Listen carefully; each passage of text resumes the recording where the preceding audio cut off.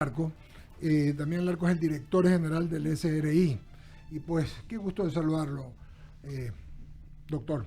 Qué bueno que esté usted por acá y podamos conversar de diferentes temas que nos interesan a todos los ecuatorianos. En honor a lo que hicimos hace un momento, que comenzó Jorgito, siguió Sebastián, Alberto y cerré yo, voy a comenzar hoy día y damos la vuelta. Alberto, Sebastián y cierra Jorge Escobar. Este asunto del control de compra de venta de acciones que el presidente ha señalado es un tema que mucha gente, déjeme decirle, no le ha parado bola, ni siquiera los mismos abogados, porque siempre lo han visto como un tema de costumbre, ¿verdad? Como que así se hace, ¿no? ¿Nos puede explicar un poquito didácticamente para que la gente, la audiencia y la teleaudiencia lo puedan entender de lo que se trata y hacia dónde vamos? Doctor Larco, por favor. Sí. Muchísimas gracias por la invitación. Encantado. Un saludo caluroso a la audiencia de Radio I-99. Bueno, el presidente Daniel Noboa dio una directriz muy clara. En este gobierno y en esta administración del Servicio de Rentas Internas no daremos cabida a la evasión tributaria. Y estamos haciendo controles que no se habían hecho antes sobre, por ejemplo, el impuesto a la renta único a la compra-venta de acciones. Un impuesto que está vigente en Ecuador desde el año 2015. Sin embargo, durante todos estos años no se ha realizado un control masivo a este impuesto. Así que hemos iniciado el control. ¿Y qué tiene que ver? ¿Cómo funciona este impuesto a la renta único a la compra-venta de acciones? Básicamente, por ejemplo, usted puede comprar acciones por $3,000 Sí. y luego decide un año después venderla en $5,000.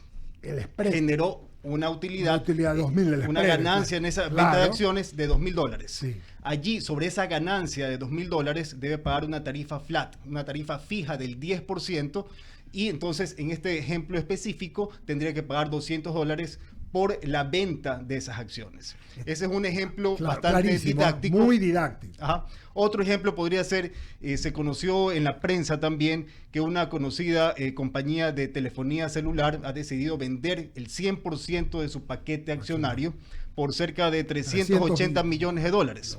Supongamos que el costo de estas acciones fuera 300 millones de dólares. Estoy poniendo un ejemplo hipotético, sí. Son números hipotéticos. Supongamos que es 300 millones el costo de las acciones. Entonces, sobre esa utilidad de 80 millones, debo calcular la tarifa flat, o sea, 8 millones por impuesto a la renta único en la venta de acciones. Entonces, este es un impuesto que no se ha controlado.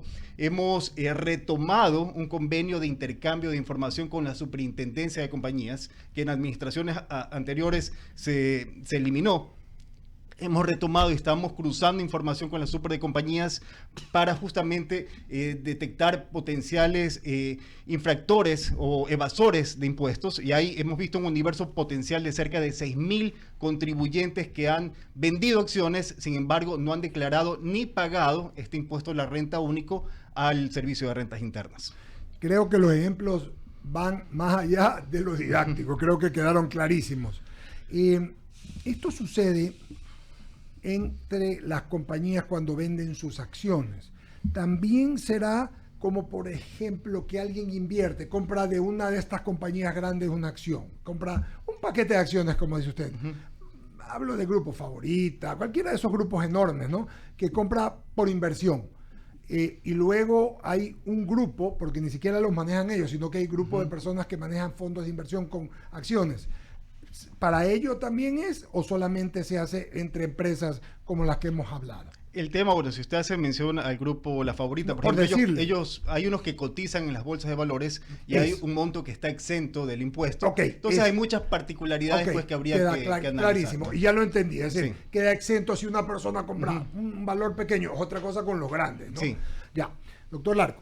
Entonces, lo que van a hacer, y esto es más que una pregunta, de mi parte, una consideración, van a cobrar esto desde 2015, van a cobrarlo esto, lo van a hacer en positivo, como hicieron lo que conversábamos fuera del aire hace un momento, que pasó con el impuesto del ICD, ¿verdad? Que hubo gente que no entendía ¿por qué me llegó esto? $200, $600, y nosotros no lo teníamos claro, hasta que nos explicó un tributarista lo que ya ha salido en los diarios ayer y hoy, en la televisión, en los medios, en las radios, que es hasta 4.900, que desde ahí es un valor y otro. Entonces, la pregunta es, ¿van a hacerlo en la misma forma didácticamente? Es decir, a ver, señor, usted me debe esto, no lo pagó por lo que sea, o van a ir de otra manera. Bueno, estamos ya comenzando esta semana con comunicados que se están haciendo cada uno de estos potenciales contribuyentes, evasores o que no han regularizado su situación con el Servicio de Rentas Internas. Entonces, vamos a comenzar con comunicados y luego pues ya habría comunicados por diferencias que hemos detectado ya, si es que no se regularizan en el tiempo debido. Doctor Larco, ¿qué es lo más difícil de su función? Lo más difícil, bueno, nosotros tenemos que cumplir metas con el Estado ecuatoriano, con la caja fiscal. Los recursos que se recaudan en el Servicio de Rentas Internas son muy importantes y por eso es que el presidente Daniel Noboa ha dado esa directriz muy clara de que no daremos cabida a la defraudación tributaria, porque cada dólar que se deja de pagar de impuestos es un dólar menos para la educación, para las escuelas rurales, es un dólar menos para la seguridad, es un dólar menos para la salud. Entonces, de allí radica la importancia de la recaudación de los impuestos y es una tarea pues que realiza el Servicio de Rentas Internas y es una institución que el año pasado, por ejemplo, recaudó más de 20.000 millones de dólares y es una institución muy importante pues para financiar los proyectos del gobierno ecuatoriano. Pero lo interesante es que sí se ha hecho una cultura tributaria, que no existió y que va avanzando en positivo. Yo veo en las cifras que usted, como nos acaba de decir, que la gente sigue contribuyendo, es decir, la gente sí ha tomado en consideración que necesita pagar para tener armonía y para que el país vaya adelante, ¿verdad? Claro, existe cumplimiento voluntario, pero también existen los planes de control que realiza el Servicio de Rentas Internas y sobre todo este año 2025, que no tenemos varios ingresos ocasionales que sí tuvimos el año 2024, como por ejemplo la contribución de los bancos, que el año pasado recaudamos cerca de 184 millones de dólares. El año anterior también tuvimos la remisión de los intereses, multas y recargos, que recaudamos 560 millones de dólares. También tuvimos un ingreso extraordinario por retenciones a petroleras, que recaudamos 279 millones de dólares. Esos ingresos ocasionales del año anterior no los tuvimos, no los tenemos este año 2025. Este año la recaudación tributaria está sustentada o se basa en dos pilares. Uno es la reactivación económica, que hemos visto el crecimiento de las ventas de enero a abril. Las ventas han crecido en cerca de un 8%. Y esto a pesar de que los ingresos, las exportaciones petroleras han disminuido.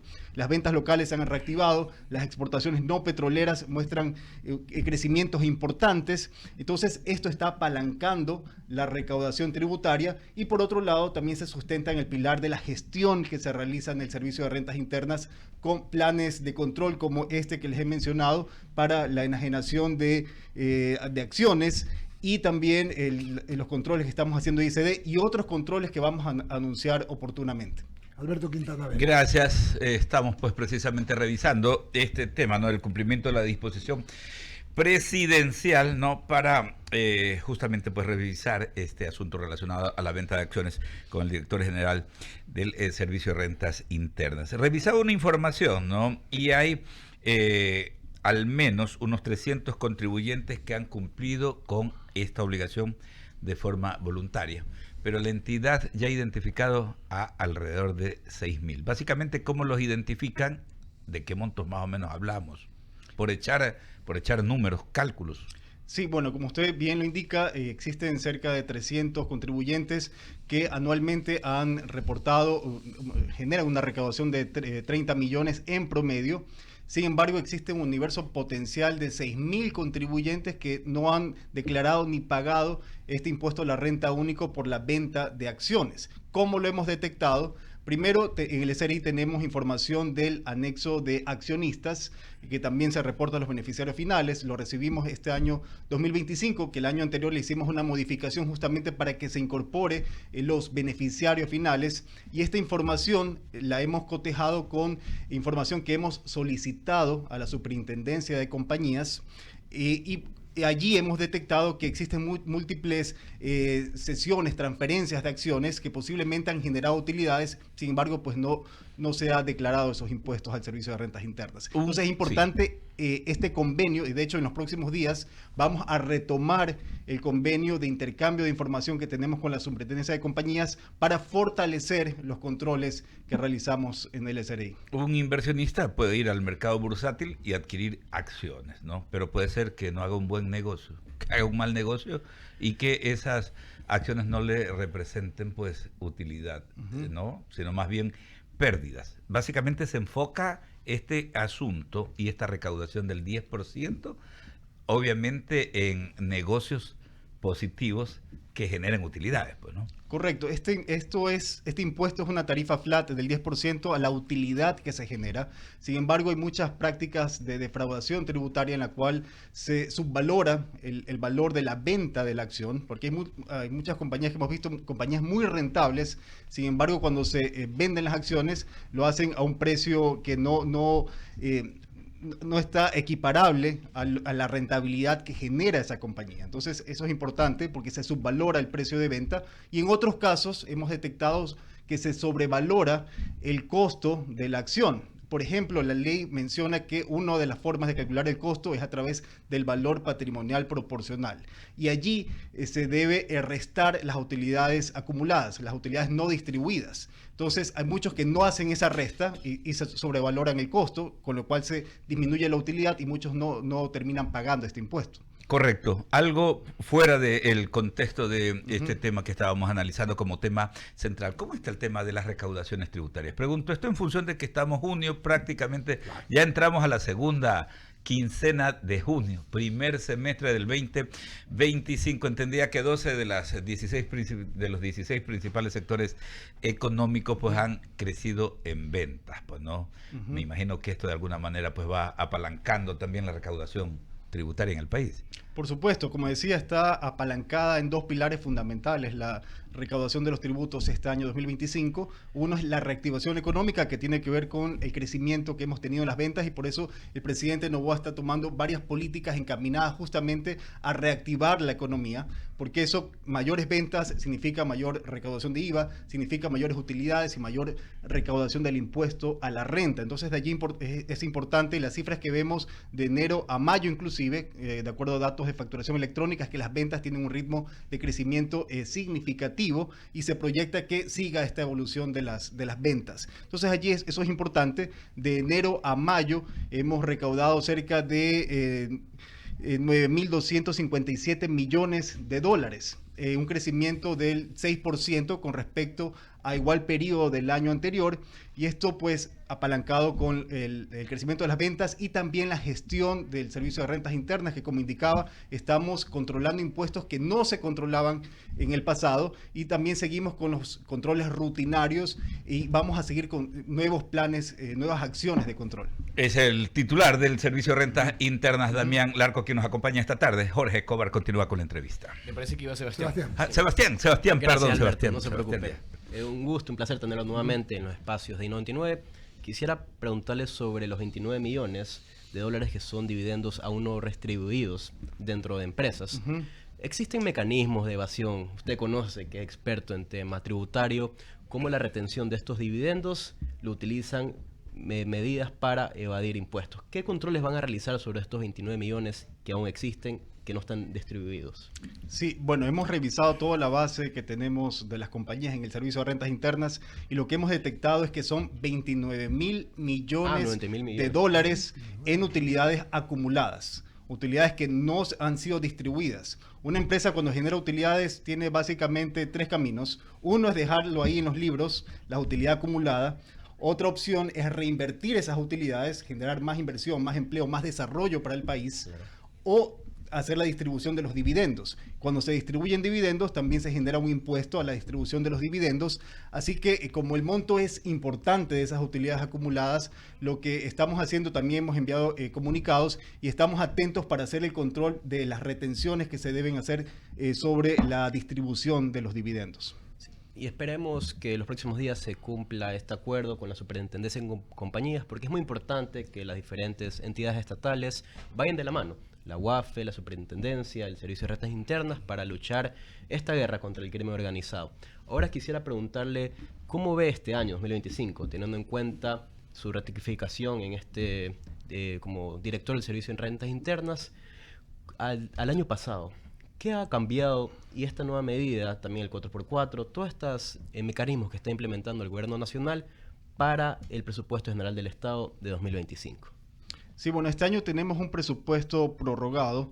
La meta es de 19.300 millones de dólares, la meta que tenemos con el Ministerio de Finanzas.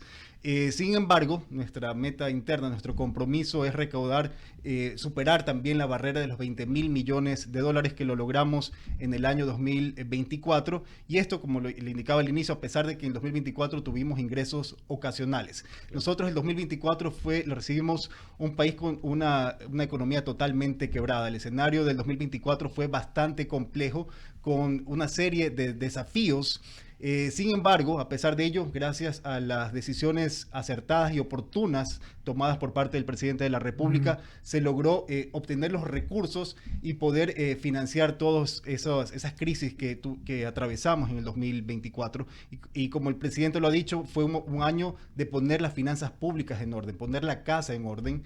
Y este año 2025 la política está orientada más bien a la reactivación económica y es lo que las cifras macroeconómicas evidencian, por el crecimiento de las ventas, el crecimiento de las reservas internacionales que fortalecen la dolarización. Tenemos también, se incrementaron los depósitos en la banca y también ya este año se comienza a ver un incremento de los créditos de las instituciones financieras. Entonces existe una serie de indicadores macroeconómicos positivos, como la reducción del riesgo país, que ya está en el rango de los 800 puntos, lo cual es positivo para la economía y que lo que estamos viendo es que también se traduce en la reactivación y mayor confianza por parte de la ciudadanía y una reactivación del consumo.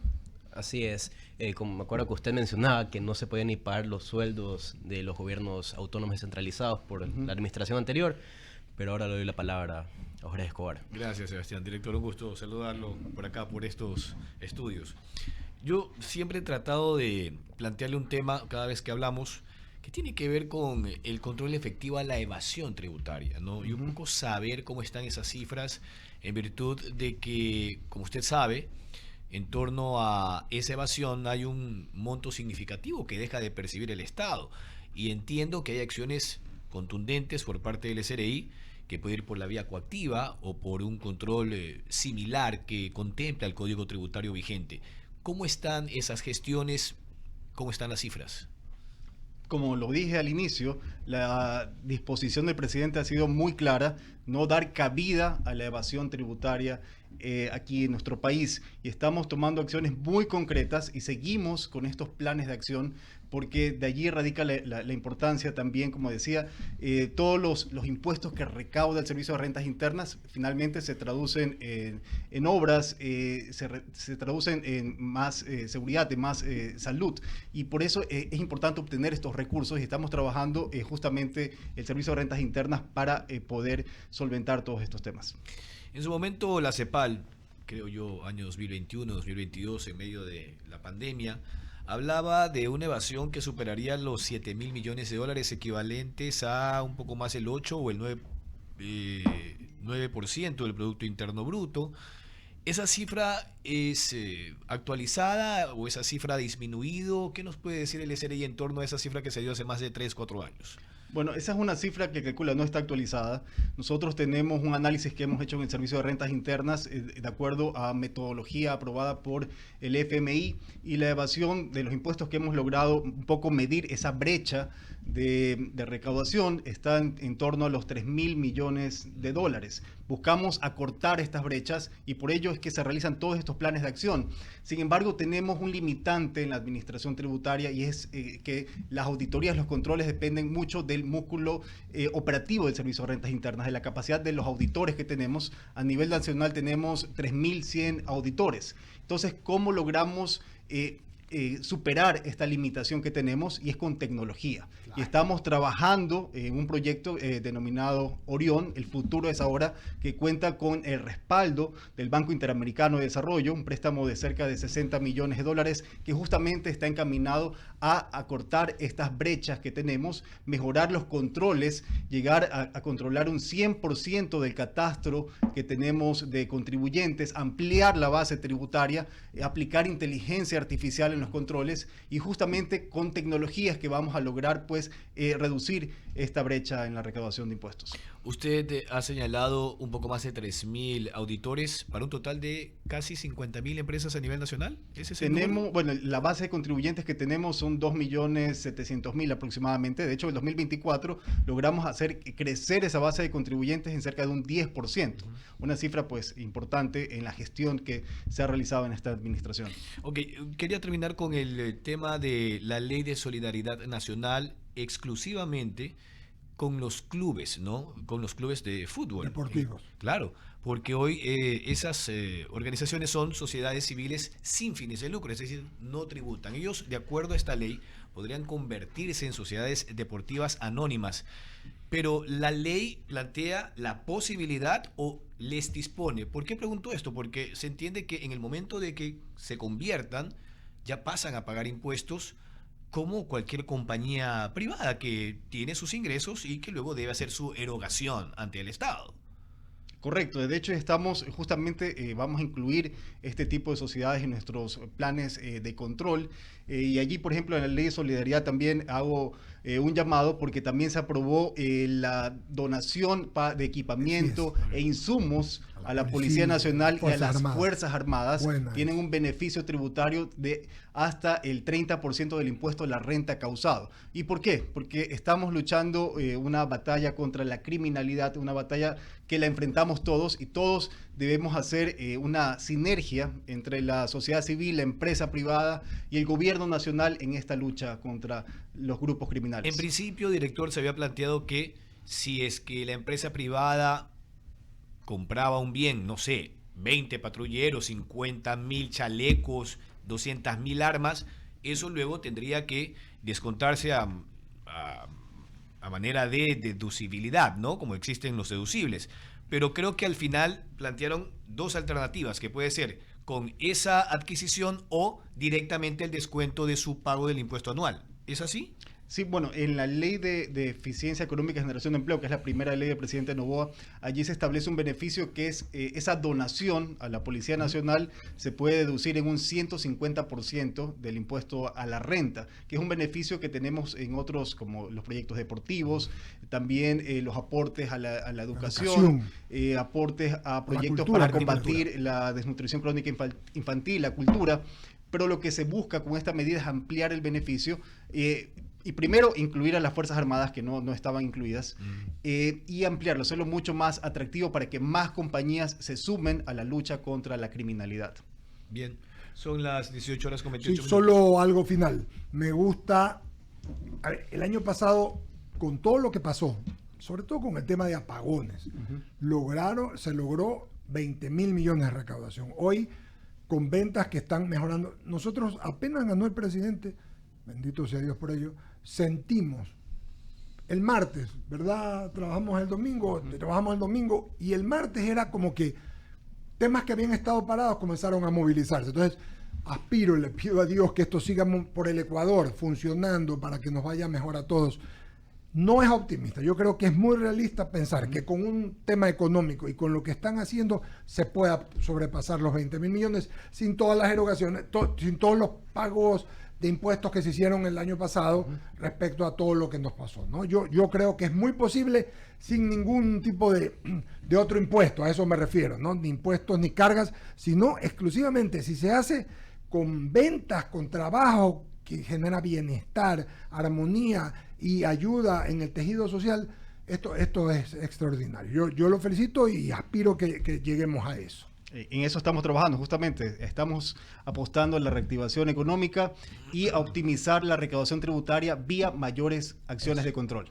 Gracias a Damián Larco.